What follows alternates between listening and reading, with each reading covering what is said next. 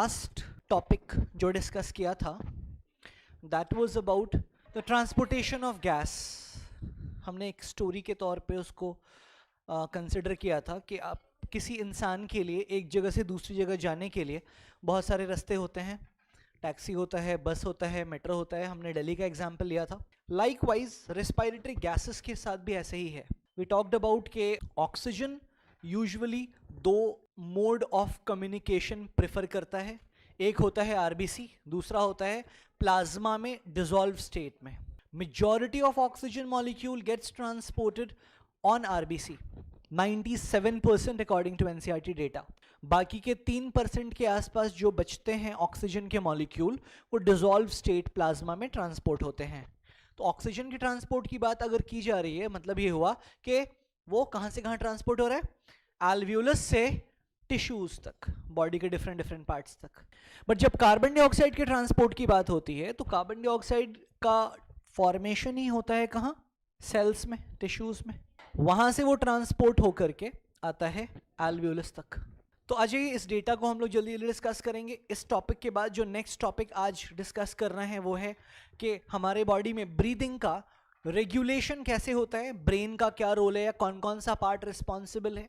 और लास्ट और तीसरा पार्ट जो हम लोगों को बात करना है वो होगा disorders associated with the respiratory system. सांस, लंग्स से रिलेटेड जो भी डिसऑर्डर्स या डिजीजेस हैं, जो बीमारियां हैं, we would be talking about those things. तो बेसिकली डेटा तो आपने लिखा भी था कल, याद भी आपको होगा, आई एक्सपेक्ट सो। क्वेश्चन करना शुरू करोगे जब आप, तो आपको ये आइडिया लगेगा कि आपके बहुत सारे मतलब क्वेश्चन जब आप करेंगे तो you will be having that feeling कि अगर आपने टेक्स्ट और एनसीईआरटी ढंग से पढ़ लिया था, एक्सक्रीटरी सिस्टम में आपको नेफ्रॉन का स्ट्रक्चर, किडनी का स्ट्रक्चर, किडनी की फंक्शनैलिटी, ये सारी चीज़ें अगर 10th क्लास से पढ़ा हुआ था और कुछ कुछ चीज़ें याद हैं तो बहुत अच्छी बात है।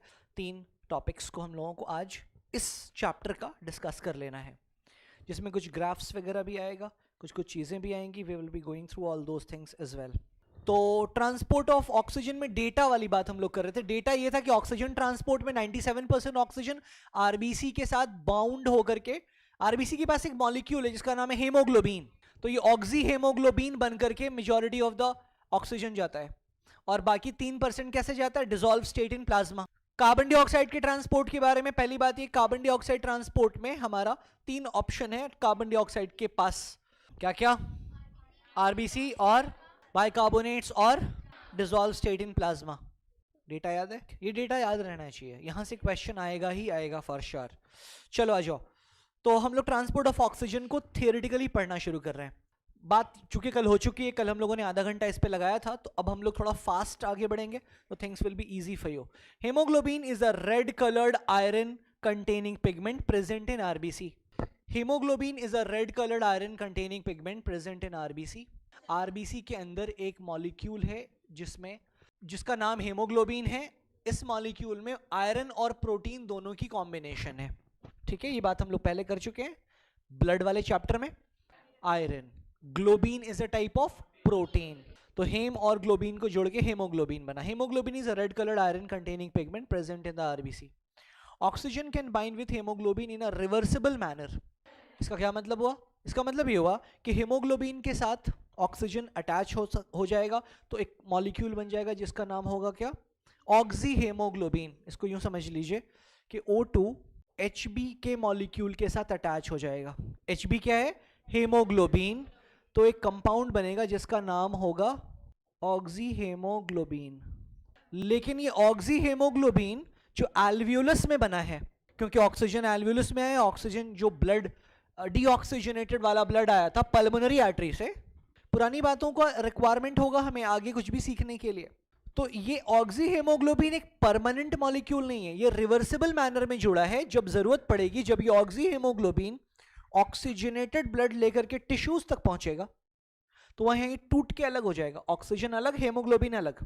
तो haemoglobin is just a carrier जो ऑक्सीजन को अपने साथ अटैच करके एक जगह से दूसरी जगह ले जा रहा है। हमने सांस लिया, सारा ऑक्सीजन आया लंग्स में, ये ऑक्सीजन मेरे पैर को भी चाहिए। क्यों चाहिए, एटीपी बनाने के लिए चाहिए। मेरे पैर को एटीपी बनाने के लिए ऑक्सीजन की जरूरत है। तो ये मेरा पैर सीधा हवा से ऑक्सीजन नहीं खींच सकता, स्किन के थ्रू हम लोग सांस नहीं लेते। कुछ ऑर्गेनिज्म लेते हैं, लेकिन इस टाइप के रेस्पिरेशन को क्या बोलते हैं? क्यूटेनियस रेस्पिरेशन, जैसे कि फ्रॉग, अर्थवॉर्म। मॉइस्ट स्किन से कुछ ऑर्गेनिजम्स अपने स्किन से ही सांस ले लेते हैं। तो हम ऐसा नहीं कर पाते कि मेरा पैर खुद का सांस ले ले, हाथ खुद का सांस ले ले, we don't have that option. हमें ऑक्सीजन मिलाना पड़ेगा लंग्स में, और लंग्स से ब्लड उसको लेके फैलाएगा बॉडी के डिफरेंट डिफरेंट पार्ट्स तक। तो हम लोग ये बात कर रहे हैं एक्चुअली कि ऑक्सीजन यहां से मेरे पैर तक कैसे पहुंचेगा। तो बात आई कि ब्लड लेके जाएगा। अब फिर बात आई ब्लड के अंदर भी कैसे जाएगा, ब्लड में बहुत सारी चीजें हैं।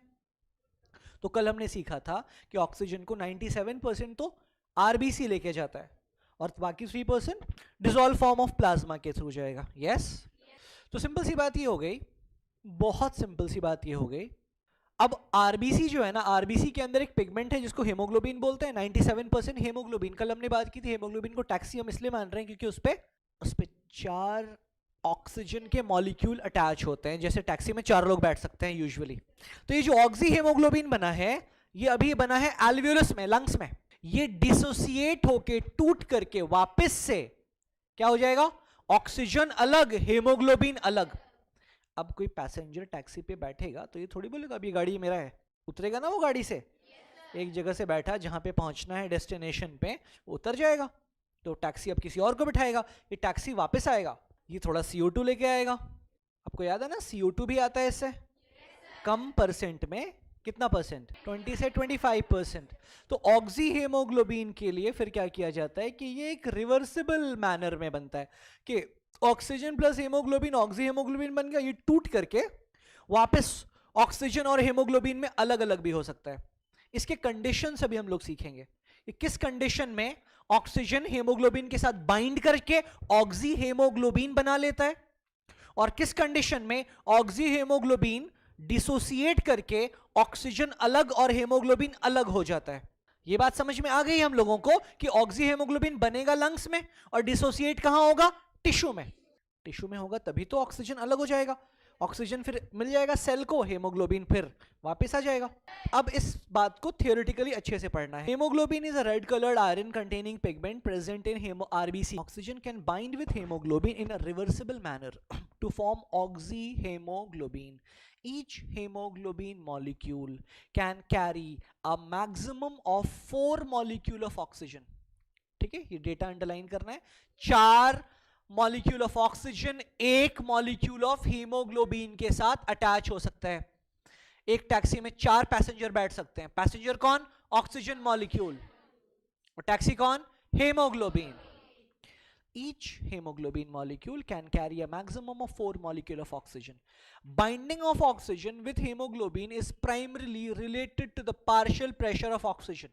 ये बात हमने प्रीवियस क्लास में डिस्कस किया था। पार्शियल प्रेशर ऑफ ऑक्सीजन जहां हाई होगा वहां से लो की तरफ अपने आप ट्रांसफरेंस होता है हर चीज का, तो पार्शियल प्रेशर पर डिपेंड करता है। ठीक है, अगला पॉइंट, ये पूरा लाइन एक साथ पढ़ेंगे।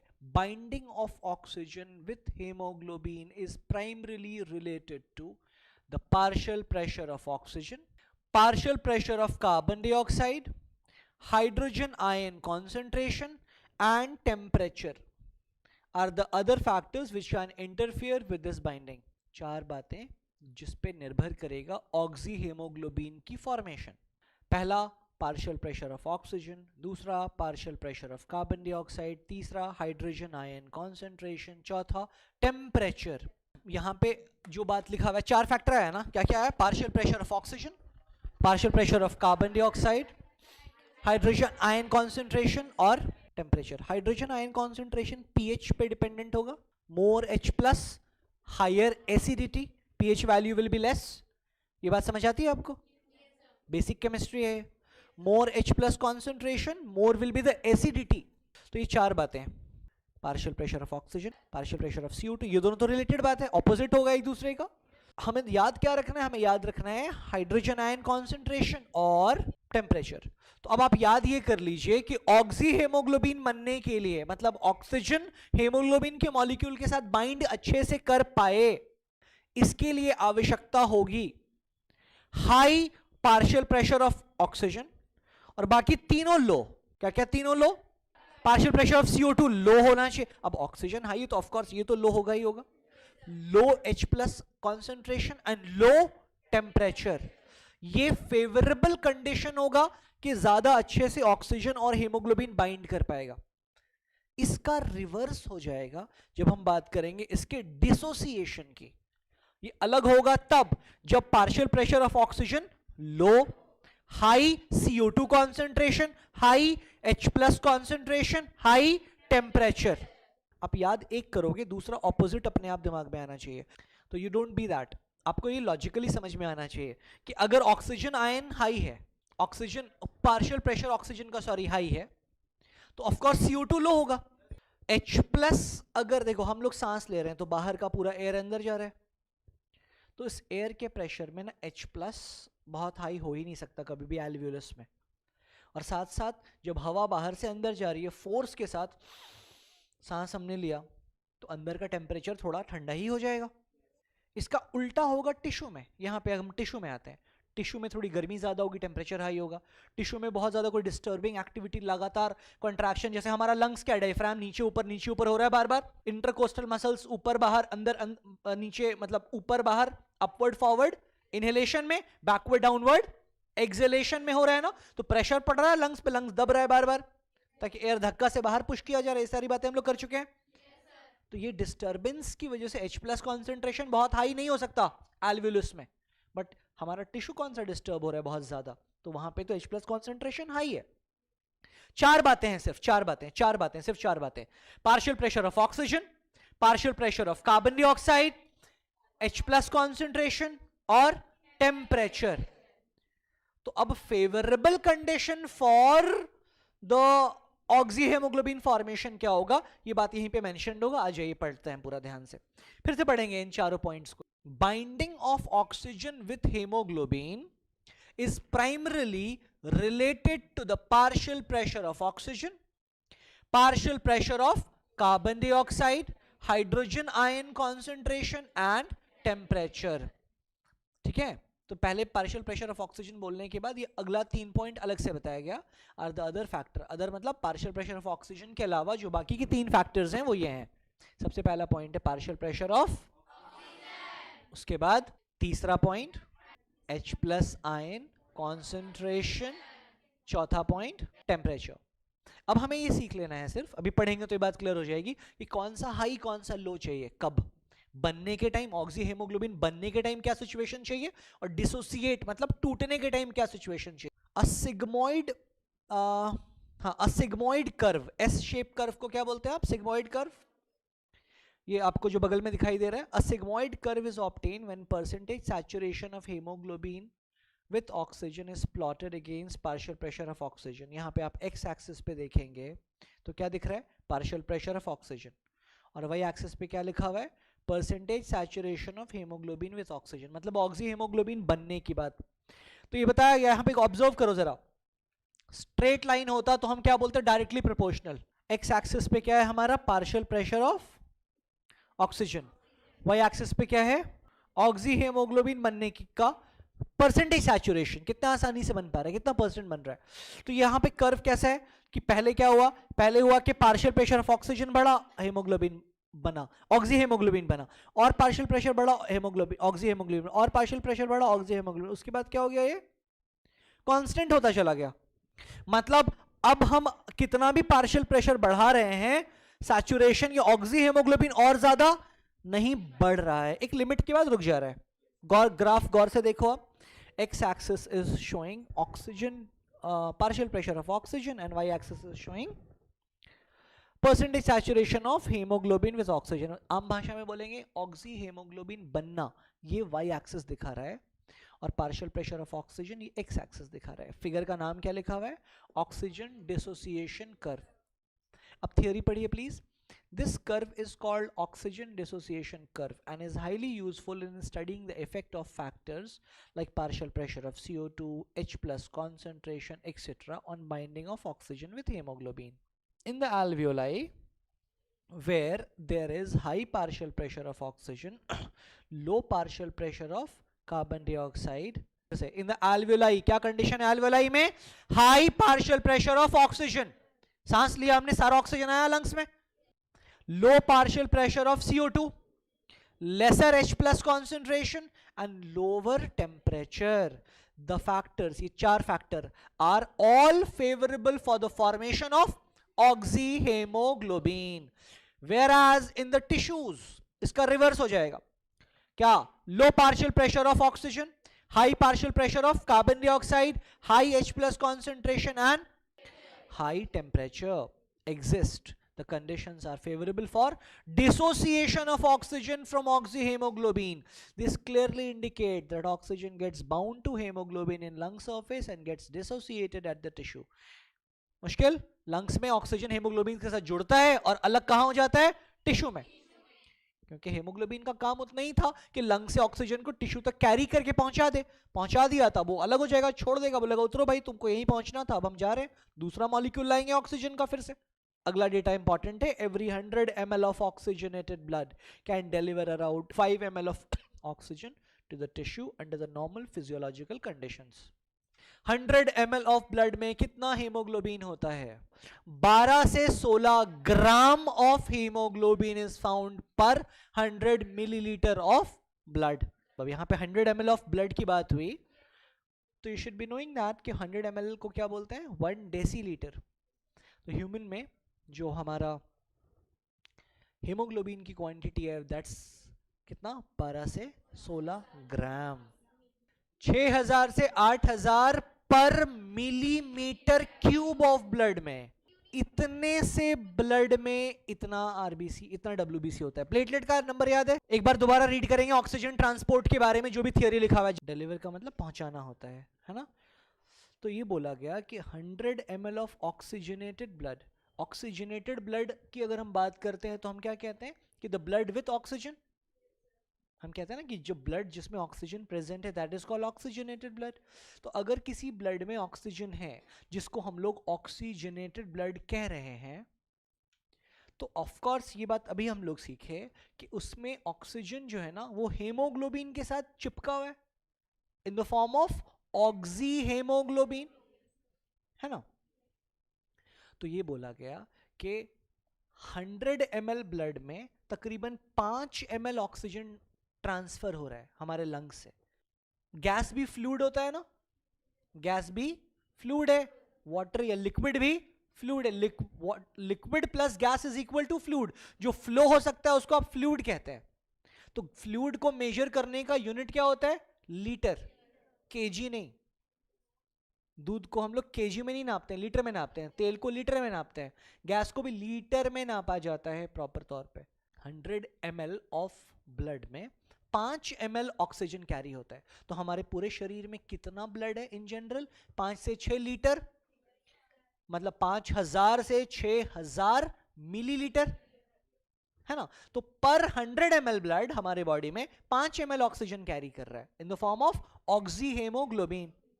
तो यही लास्ट लाइन लिखा हुआ है कि एक अंदाज के लिए कि 5 ml ऑक्सीजन जो है ना ये 100 ml ऑफ ब्लड से कैरी हो रहा है हमारे बॉडी में.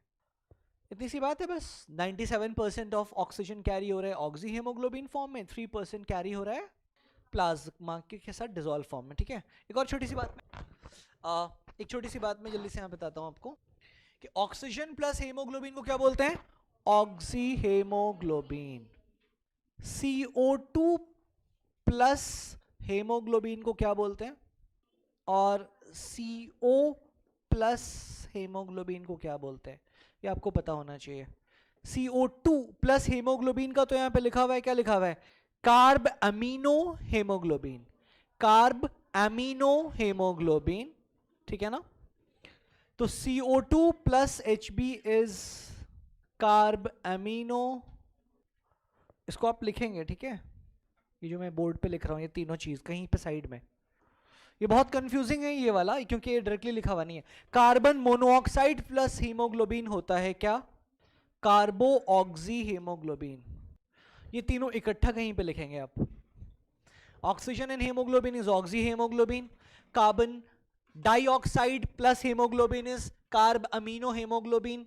And carbon monoxide CO which is a poisonous gas, and for this very reason this is called poisonous, क्योंकि ये बनता है क्या? कार्बो ऑक्सी हेमोग्लोबिन. अभी इस पे बात करते हैं, पहले एक बार प्लीज लिख लीजिएगा। तो देखो बात ऐसी है, बहुत सिंपल, कि कार्बन मोनोऑक्साइड को, CO को, carbon monoxide CO, this is called a poisonous gas. अभी रिसेंटली भी पता नहीं ये बात आपने सुनी है कि नहीं, बट ये बहुत कॉमन है, बहुत कॉमन। क्या बहुत कॉमन है? इस मौसम में, जब ठंड का मौसम होता है, रूरल एरिया में इन पर्टिकुलर, जहां पे लोग ना बोरसी जलाते थे, कोल को बर्न करके एक अर्दन पॉट में, मिट्टी के मटके वगैरह में, फिर उसको रात भर वो 4 घंटा 5 घंटा तक उसमें हीट आता है, उसका यूज़ किया जाता है। इसको अलग अलग स्टेट में, अलग अलग जगह पे अलग अलग नाम दिया जाता है, कहीं सिगड़ी, कहीं कांगड़ी, बिहार, झारखंड, बंगाल वगैरह में बोरसी कहते हैं।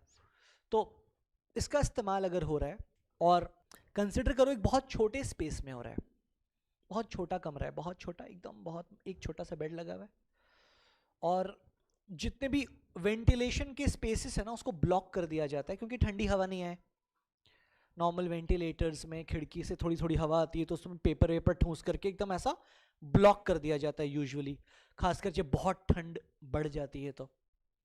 अब इस छोटे से कमरे में मान लीजिए 3 से 4 लोग हैं, और ये बोरसी जल रहा है, दरवाज़ा खिड़की सब बंद है, और लोग सो गए बोरसी जला करके। Of course what is happening is this, के the people who are breathing inside this room, they are exhaling carbon dioxide, and this coal which is burning in this earthen pot, this is releasing a gas of carbon monoxide as well. इस कमरे में carbon monoxide भरता चला जा रहा है काफी अच्छे मात्रा में, और लोग वही ब्रीद इन कर रहे हैं, वही सांस में ले रहे हैं, क्योंकि ऑक्सीजन कम हो गया है। बहुत ऐसे केसेस रहे हैं जहां पे इस तरह की सिचुएशन में लोग सुबह सो के उठ ही नहीं पाए, they died and they didn't knew, किसी को पता भी नहीं समझ में आया कि क्या कारण हो सकता है। फिर लाइक ये बहुत कॉमन, अभी कुछ दिन पहले हुआ था यहाँ पे, तो कुछ मजदूर वगैरह कहीं बाहर से वर्कर्स थे, कहीं पे कमरे में सो रहे थे, किराए पे कमरा लेकर के वो रह रहे थे यहाँ पे, और 4-5 लोग थे, सब मर गए रात भर, क्योंकि रात भर उन्होंने कार्बन मोनोऑक्साइड सांस में इनहेल किया। अब कार्बन मोनोऑक्साइड की कहानी ऐसी है कि जो हेमोग्लोबिन है ना, टैक्सी, ये ऑक्सीजन के कंपैरिजन में कार्बन मोनोऑक्साइड के साथ ज्यादा अच्छा बाइंडिंग करता है, उसको ज्यादा एफिनिटी कार्बन मोनोऑक्साइड से है। अगर हेमोग्लोबिन के सामने ऑक्सीजन का मॉलिक्यूल हो, O2 भी हो, CO भी हो, तो वो CO को प्रेफर करता है, और वहां पे बनता है ये कंपाउंड, क्या कंपाउंड, कार्बो ऑक्सी हेमोग्लोबिन। तो आपको ना ये समझना होगा, ये एक जहरीला पदार्थ है, that will take away your life, carbo oxy haemoglobin. ये तो नॉर्मली बनेगा ऑक्सीजन ले जाने में, ये कार्बन डाइऑक्साइड को टिश्यू से लंग्स में लाने के लिए, वो लंग्स से या एल्वेलस से टिश्यू में ले जाने के लिए ऑक्सी हेमोग्लोबिन बनेगा। मुश्किल है ये बात समझ पाना, ये बात अलग से दिमाग में रख लीजिएगा, ये इंपॉर्टेंट है कि कार्बन मोनोऑक्साइड का ऑक्सीजन के साथ जो बाइंडिंग होगा, that will result into a compound called कार्बो oxy haemoglobin, which is a toxic substance. आ जाइए जरा, अब हम लोग ट्रांसपोर्ट ऑफ कार्बन डाइऑक्साइड पढ़ते हैं। Carbon dioxide is carried by haemoglobin as a compound called carb amino haemoglobin. About 20 से 25% percentage के बारे में कल बात हुई थी। This binding is related to the partial pressure of carbon dioxide, मतलब यहां पे चाहिए high partial pressure of carbon dioxide. Partial pressure of oxygen is a major factor which could also affect the binding. When partial pressure of carbon dioxide is high and partial pressure of oxygen is low, as in tissue, more binding of carbon dioxide occurs, whereas when the partial pressure of carbon dioxide is low and partial pressure of oxygen is high in the alveoli, the dissociation of carbon dioxide from the carb amino hemoglobin takes place. The same बात है oxy haemoglobin वाला, CO2 which is bound to hemoglobin from the tissue is delivered in the alveolus. RBC contain a very high concentration of this enzyme. RBC contains a very high concentration of the enzyme जिसका नाम है carbonic anhydrase, and minute quantities of the same is present in the plasma too. This enzyme facilitates the reaction in both the manner. यहाँ पे बन रहा है bicarbonate H2CO3। तो ये दूसरा रास्ता है इस फॉर्म में, water and carbon dioxide carbonic anhydrase के प्रेजेंस में बाइकार्बोनेट बनाएगा, H2CO3 बनाएगा, हाइड्रोजन कार्बोनेट को ही बाइकार्बोनेट कहते हैं आप। तो इस फॉर्म में ये भी ट्रांसपोर्ट होगा टिश्यू से एल्वुलस तक। एक तो बनेगा क्या, एक कैसे जाएगा, कार्ब एमिनो हेमोग्लोबिन के फॉर्म में, दूसरा बाइकार्बोनेट के फॉर्म में। कितना परसेंट, ऑलमोस्ट 70% बाबू। 20 से 25% जो था वो क्या था, कार्ब एमिनो हेमोग्लोबिन, आरबीसी।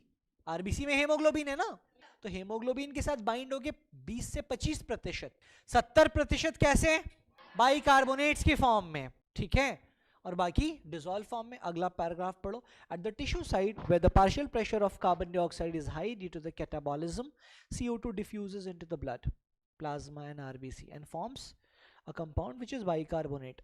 मतलब बनेगा पहले H2CO3 बट बाद में हाइड्रोजन कार्बोनेट और H+ अलग हो जाएगा। At the alveolar site where partial pressure of CO2 is low, the reaction proceeds in the opposite direction, leading to the formation of carbon dioxide and H2O. Thus, CO2 trapped as bicarbonate at the tissue level and transported to the alveoli is released out। बाकी बचा खुचा 7% के आसपास dissolve plasma में। Data NEET में पूछा गया है, every 100 ml of deoxygenated blood delivers approximately 4 ml of CO2 to the alveolus।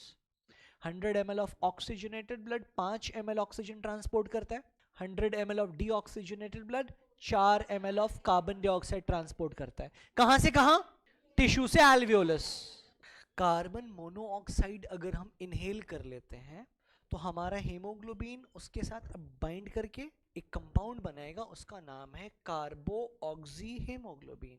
ये लिखा हुआ नहीं है बुक में, तो इसीलिए तो हम बताए ये एसेसरी बात है, ये बुक में डायरेक्टली नहीं है। बुक में ट्रांसपोर्ट ऑफ O2 और CO2 है ना सिर्फ, बट यहाँ से क्वेश्चन पूछा गया है पास्ट में, इसीलिए मैंने अलग से बता दिया आपको कि ये एक जहरीला गैस है which is unhealthy thing. If that happens ना, तो that leads to a toxicity. Toxicity मतलब जहरीलापन, that may lead to the death of the person.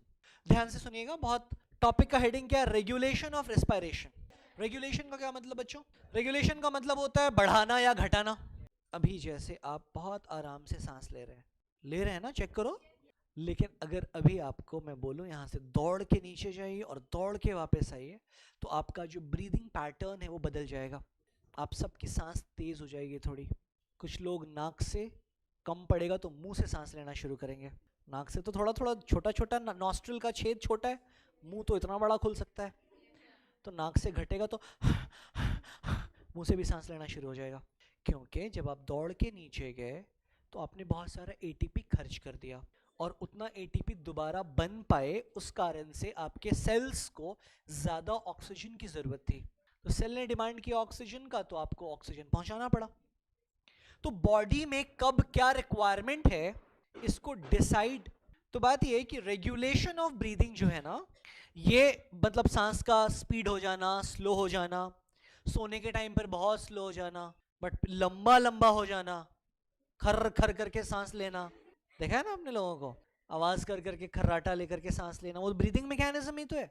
तो ये ऊपर नीचे जब ब्रीदिंग का होगा तो ये बॉडी की कब कैसी आवश्यकता है, कब कैसी जरूरत है, इसको कंट्रोल करने के लिए कुछ सेंटर्स हैं हमारे ब्रीदिंग के, उनको बोला गया है ब्रीदिंग रेगुलेटरी सेंटर्स, ठीक है। इसलिए यहाँ पे टॉपिक है, क्या टॉपिक है, रेगुलेशन ऑफ रेस्पिरेशन या रेगुलेशन ऑफ ब्रीदिंग।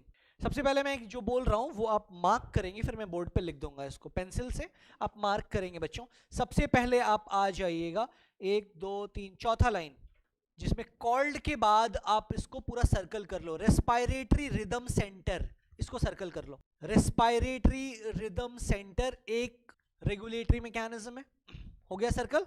उसके नीचे आएंगे बच्चों, तो उसके नीचे वाले लाइन, उसके बाद एक और नीचे वाला लाइन, मतलब कि उसके नीचे आपको मिलेगा कॉल्ड न्यूमोटैक्सिक सेंटर, पी से लिखा हुआ है, पी साइलेंट होगा, पी साइलेंट होगा, और प्रोनाउंसिएशन में क्या पढ़ेंगे उसको, न्यूमोटैक्सिक सेंटर। ये दूसरा रेगुलेटरी सिस्टम है हमारे बॉडी का। और एक लाइन नीचे छोड़ो, उसके बाद एक और लाइन नीचे छोड़ो, और लास्ट में आओ, वहां लिखा हुआ है कीमो सेंसिटिव एरिया, इसको सर्कल करो, कीमो सेंसिटिव एरिया, हो गया। अब वहां से अगला एक छोड़ो, फिर एक और छोड़ो, फिर एक और छोड़ो, फिर एक और छोड़ो, फिर आप पहुंचेंगे रिकॉग्नाइज वाले लाइन में, मिला। इसके बीच में आओ, वहां पे aortic arc and carotid artery, ये जोड़ करके सर्कल में डालो, aortic arc and carotid artery, ये 4 रेस्पिरेटरी रेगुलेशन सेंटर्स हैं हमारी बॉडी। सर्कल पे जरा ध्यान दो पहले एक बार, उसके बाद हम लोग इसको यहाँ लिख लेते हैं। सबसे पहले क्या था, उसके बाद क्या था, न्यूमोटैक्सिक सेंटर, उसके बाद क्या है, ये तीनों ब्रेन का हिस्सा है, और जो चौथा है ना ये हार्ट में है, aortic arch plus carotid artery. ध्यान से सुन लो, रेस्पिरेटरी रिदम सेंटर ना हमारे मेडुला ऑब्लोंगाटा का पार्ट है। न्यूरल कंट्रोल कोऑर्डिनेशन पढ़ा दिया गया है ना आपको, तो ब्रेन के हाइंड ब्रेन के सर्टेन पार्ट्स में शामिल होता है क्या क्या, cerebellum, pons varolii and medulla oblongata, ठीक है ना। तो रेस्पिरेटरी रिदम सेंटर ये जो है ना ये मेडुला का पार्ट है। आपको जो याद करना है मैं बता रहा हूं, बस एकदम बेसिक और एकदम फंडामेंटल, कि हाइंड ब्रेन के मेडुला का ये एक पार्ट है जो सबसे मेन सेंटर है, नाम में ही क्लियर है, रेस्पिरेटरी रिदम सेंटर। रिदम का मतलब क्या होता है, लय, ताल, है ना, ठीक है। रिदम इज लाइक कि ताल, एक लय, एक कोऑर्डिनेशन। न्यूमोटैक्सिक सेंटर पॉन्स का हिस्सा है, ये कीमोसेंसिटिव एरिया ना इसके बगल में है, इसका असिस्टेंट है। जैसा रेस्पिरेटरी रिदम सेंटर बोलेगा उस हिसाब से थोड़ा ये केमिकल को सेंस कर लेता है बॉडी में, इसलिए कीमोसेंसिटिव एरिया है। और ये तो हमारे हार्ट का पार्ट है। हार्ट अगर मैं आपको याद दिलाऊं, याद है ना हार्ट, हार्ट जिंदगी भर याद रहना चाहिए। यहाँ से अओर्टा निकलता था, हम लोगों ने ऐसे निकाल दिया था, बट बाद में बात हुई थी कि कैसे निकलता है, अंदर से ऐसे, तो इसको बोलते हैं अओर्टिक आर्क। आर्क शेप बन गया ना ऐसा, अओर्टा इज द लार्जेस्ट आर्टरी, तो ये अओर्टिक आर्क था, ये पल्मोनरी आर्टरी का आर्क था, याद है ना। तो दिस इज द अओर्टिक आर्क। यहां पर प्रेशर फील हो जाएगा कि जैसे जोर से कंट्रैक्शन हो रहा है वेंट्रिकल का, तो अओर्टा से ऑक्सीजनेटेड ब्लड प्रेशर से निकला, बट ऑक्सीजनेटेड ब्लड में ऑक्सीजन की मात्रा कम है मान लीजिए, तो यहां पे ना इस आर्क में बहुत से सेंसिटिव टिश्यूज मौजूद हैं जो ये जज कर लेंगे कि ऑक्सीजनेटेड ब्लड तो जा रहा है, बट नॉर्मली जैसे अभी हमने बात की कि 100 ml ऑफ ब्लड में कितना ऑक्सीजन जाना चाहिए, 5 ml कम से कम, और इसमें 3 ml ही जा रहा है। तो ये हार्ट क्या करेगा, जोर जोर से कॉन्ट्रैक्शन स्टार्ट कराएगा ताकि ऑक्सीजन कम जा रहा है तो जल्दी जल्दी ब्लड जाए, तो उतना ऑक्सीजन जहां जरूरत है टिश्यू को पहुंच पाए। ये सारी चीजें जो हैं वो इस बात के लिए हैं कि ब्रीदिंग की जो रिक्वायरमेंट है बॉडी के अलग अलग पार्ट में, ऑक्सीजन की रिक्वायरमेंट फॉर एग्जांपल हमारे लेग्स में ज्यादा है, क्योंकि मैं मान लीजिए मैं खड़ा हूं पिछले 6-7 घंटे से, 2-3 क्लासेस लिया मैंने और लगातार, and my legs are like demanding oxygen. थकावट अलग बात है, बट एक एग्जिस्टिंग स्ट्रक्चर को सर्वाइव करने के लिए रिक्वायरमेंट है मोर ऑक्सीजन की, तो मोर ऑक्सीजन की जरूरत है, ऑक्सीजन मिलना भी तो चाहिए। तो ये सबसे मेन सेंटर है रेस्पिरेटरी रिदम सेंटर, ठीक है। उसके बाद न्यूमोटैक्सिक सेंटर पॉन्स में, सब ब्रेन के पास है। ये है कीमोसेंसिटिव एरिया, इसके एडजेसेंटली प्रेजेंट हो, तभी थ्योरी पढ़ेंगे हम लोग। और ये दोनों carotid artery and aortic arc, ये हार्ट के पास के स्ट्रक्चर्स हैं जो जज कर लेंगे कि ऑक्सीजनेटेड ब्लड ऑक्सीजनेटेड तो है, पर ऑक्सीजन का मात्रा कितना है। आज ये थ्योरी पढ़ेंगे जरा, ताकि ये सारी बातें आपके दिमाग में अब्सॉर्ब होनी चाहिए। Human beings have a significant ability to maintain and moderate the respiratory rhythm to suit the demands of the body tissue. Human being have a significant ability, significant मतलब very good, very nice, ability मतलब क्षमता, to maintain मतलब constant रखना, is called maintain, and moderate मतलब सुधारना, the respiratory rhythm to suit the demands of the body tissue। जैसे अभी आप रेस्ट बैठे हैं, आप नॉर्मल आराम से सांस ले रहे हैं, कोई दिक्कत नहीं है। अभी दौड़ने के लिए नीचे चले जाओगे तो दौड़ने के वक्त बॉडी का डिमांड बढ़ जाएगा ना ऑक्सीजन का, तो उस बढ़े हुए डिमांड को सप्लाई भी करेगा आपका ब्रीदिंग सिस्टम। यही बात हुआ ना, इसका मतलब कि the human being have a significant ability to maintain and moderate the respiratory rhythm to suit the demand of the body tissue. This is done by neural system. This is done by the neural system मतलब nervous system। तो brain का इसमें direct role है। हमने बात की 1, 2, 3 तीनों brain का पार्ट है। A specialized center present in the medulla region of the brain, जिसका नाम क्या है, respiratory rhythm center, is primarily responsible for this regulation। तो मेन सेंटर क्या हो गया, रेस्पिरेटरी रिदम सेंटर, मेड्यूला का पार्ट है, मेड्यूला हाइंड ब्रेन का पार्ट है। आगे बढ़ेंगे, अनदर सेंटर इसके बाद सेकंड पे another center present in the pons region of the brain is called pneumotaxic center. It can moderate the function of the respiratory rhythm center जरूरत पड़ने पर, डिपेंडिंग ऑन, जैसे हिचकी आना, it's also breathing mechanism. Yawning आना, yawning जानते हैं आप हिंदी में क्या बोलते हैं उसको? यॉर्निंग इज उबासी लेना या जमाई लेना, जिसको आप आम भाषा में कहते हैं, जहां पे आप मुंह बड़ा सा फाड़ करके सांस लेते हैं. सोचो जरा जमाई क्यों लेते हैं आप? Think about that. What do you think why a person yawns? What actually happens in yawning? जरा रिलेट करो इस बात को. यॉर्निंग का कारण, साइंटिफिक कारण, यॉर्निंग में ये कंक्लूसिवली ये बात समझ में आती है कि जब कोई इंसान यॉर्न करता है तो वो अपने माउथ से इनहेल करता है बहुत ज़्यादा. पहले सांस अंदर खींचता है, फिर बाहर छोड़ता है. It's a breathing mechanism, inhalation and exhalation. ध्यान से सुनो. यॉर्निंग की सिचुएशन इमेजिन करो, सिर्फ इमेजिन करना है. एक इंसान दौड़ते दौड़ते थका हुआ है, वो यॉर्न नहीं कर सकता है. फुटबॉल खेलते खेलते मैदान में रन कर रहा है, पसीना पसीना हो रहा है, यॉर्न नहीं कर सकता है. यॉर्निंग आप तब करते हैं ना जब, यॉर्निंग की सिचुएशन ये होगी बच्चों कि यॉर्निंग तब होगा जब आप एकदम रिलैक्स्ड स्टेट में हैं, सुस्त बैठे हैं, ऐसे भी बैठे हैं. अभी मैं जोर से अगर आपको, मतलब एकदम जोर से आपको एक्टिवेट कर दिया जाए, कुछ ऐसा माहौल हो जाए यहाँ पे एकदम डांटने वाला, तो यॉर्निंग बंद हो जाएगी. यॉर्निंग का सिचुएशन इमेजिन करो. एक इंसान घर में बैठा हुआ है, रात में डिनर विनर करके बैठा है और हल्की हल्की नींद आना शुरू हुई. आप कहते हैं यॉर्न एक सिम्टम माना जाता है कि नींद आ रही, जाओ जाओ सो जाओ. सोफे पे बैठ के आप टीवी देख रहे हैं, आपको यॉर्निंग हो आएगी. अब जरा एकदम मुद्दे पे आ जाओ. यॉर्निंग तब होगा जब आपका बॉडी टायर्ड है, आपका ब्रीदिंग रेट बहुत स्लो हो गया है क्योंकि आप रेस्ट मोड में हैं, हिलडुल नहीं रहे हैं, तो आप एटीपी खर्च नहीं कर रहे बहुत ज्यादा. अब खर्च नहीं कर रहे तो बॉडी बहुत ज्यादा ऑक्सीजन डिमांड नहीं कर रहा है, तो ब्रीदिंग रेट बहुत स्लो हो गया है. बट ब्रेन ना अभी एक बैग सडनली, जैसे ब्रेन को ना सोचने के लिए या किसी बात को समझने के लिए भी ना एटीपी की जरूरत होती है. तो बीच बीच में, जैसे कि अगर आप पढ़ रहे हो तो आप रीडिंग कर रहे हो, मैथ सॉल्व कर रहे हो या फिजिक्स के न्यूमेरिकल्स बना रहे हो, दिमाग लगाना पड़ रहा है, कुछ याद करने की कोशिश कर रहे हो, तो आपका ब्रेन एक्टिव है. प्लीज अच्छे से सुनो बात. या टीवी देख रहे हो तो टीवी में थोड़ी क्या कुछ भी यार, आप समझ रहे हो ना हो क्या रहा है वहां पे. कोई मूवी है, उसका स्टोरी आप समझ पा रहे हो, इसके पहले ये हुआ था, फिर उसने ये बोला, तो उसके पहले उसने क्या बोला था, ये बात रिलेट दिमाग तो कर रहा है ना.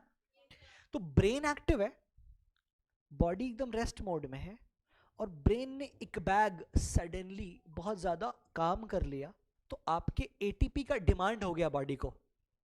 एटीपी का डिमांड सडनली हो गया, थोड़ी देर के लिए, कुछ लम्हे के लिए बॉडी को एटीपी की जरूरत हो गई.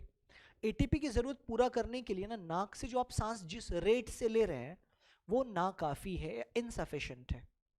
तो आपको all of a sudden pneumotaxic centre ने ऑर्डर दिया ब्रेन के पॉन्स से कि मुंह फाड़ो और खूब सारा ऑक्सीजन खींचो.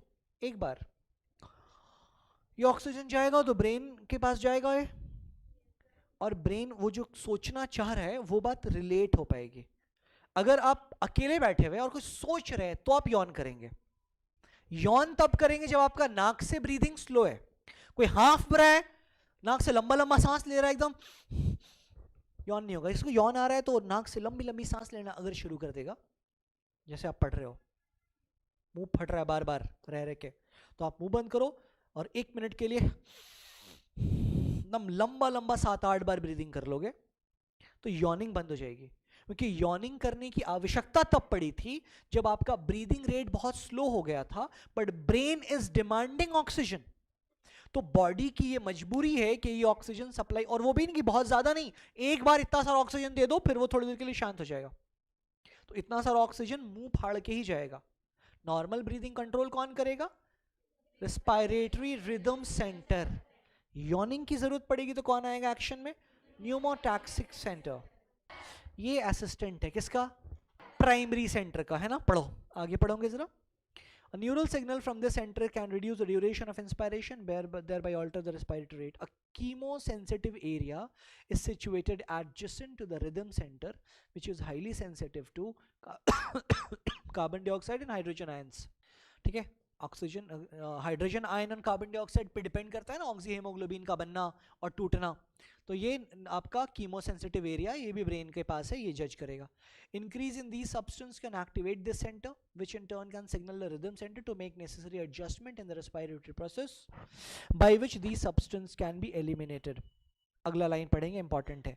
Receptor associated with the aortic arc, aorta वाला arch, and carotid artery can also recognise change in CO2 and H+ concentration and send necessary signal to the rhythm center for the solution action. Remedial मतलब उसका उपाय, solution, remedy मतलब इलाज या फिर मतलब जो भी कोई प्रॉब्लम हो गई तो उसको ठीक करने का तरीका। The role of oxygen in regulation respiratory rhythm is quite insignificant. तो role of H+ and CO2 जितना ज़्यादा है ऑक्सीजन का उतना ज़्यादा रोल भी नहीं है। तो हमें याद रखना है ये चार चीज़, याद हो जाएगा? लाउडली, जोर से। तो ये घर पे आपको अच्छे से करना पड़ेगा। हम लोग आते हैं अब जल्दी से लास्ट टॉपिक पे, डिसऑर्डर ऑफ रेस्पिरेटरी सिस्टम। 3 बीमारी का नाम है, asthma, emphysema and occupational respiratory disorder. Asthma में होता है इन्फ्लेमेशन ऑफ ब्रोंकाई या फिर ब्रोंक्यूल्स। ब्रोंकाई ब्रोंक्यूल्स याद है आपको? ट्रैकिया याद है? Trachea divides into bronchus and these bronchus divides into bronchioles which ends up into alveolus। यहाँ पे एक प्रोटेक्टिव लेयर है, इसको क्या बोलते थे? Pleura, PLEURA, pleura. यहाँ पे क्या था? ठीक है ना, यहाँ रिंग्स थे, किसके बने हुए? कार्टिलेज के बने हुए रिंग्स थे। कार्टिलेज के बना हुआ रिंग ट्रैकिया में है, ब्रोंकस में है और प्राइमरी ब्रोंक्यूल्स में है। ठीक है, इनिशियल ब्रोंक्यूल्स तक है। अब ध्यान से सुनो बात, पूरा थ्योरी पढ़ना अच्छे से। अस्थमा नाम की बीमारी में प्रॉब्लम ये होता है, सिंपल तौर पे बात की जा रही है कि आपके ब्रोंकस और ब्रोंक्यूल्स के इंटरनल वॉल्स में ना बहुत सारा म्यूकस जम जाता है, सिक्रीशन जम जाता है, जिससे एयर का पैसेज ब्लॉक होता है। अस्थमा के पेशेंट को सांस लेने में दिक्कत इसलिए होती है कि एयर का फ्लो बहुत आसानी से नहीं हो पाता। ठीक है ना, यहाँ पे it will be having a proper blockage. आपने देखा है कि इनहेलर यूज करते हैं ये लोग, कुछ केमिकल सांस लेते हैं तो वो केमिकल जा करके इसको साफ कर देता है, इस एरिया को, कुछ घंटों के लिए, फिर से उनको सांस लेने के लिए इनहेलर्स की जरूरत पड़ती है। तो नॉर्मली अस्थमा जो है that is affecting the bronchus and bronchioles. ये बेसिक थियरी पढ़ेंगे please. It is a difficulty in breathing causing wheezing due to the inflammation of bronchi and bronchioles. Bronchi मतलब plural of bronchus, दोनों side के bronchus को bronchi बोला जाएगा, and bronchioles are the branching of bronchus। दूसरी बीमारी ना बड़ी peculiar बीमारी है जिसको आप कहते हैं एम्फिसेमा।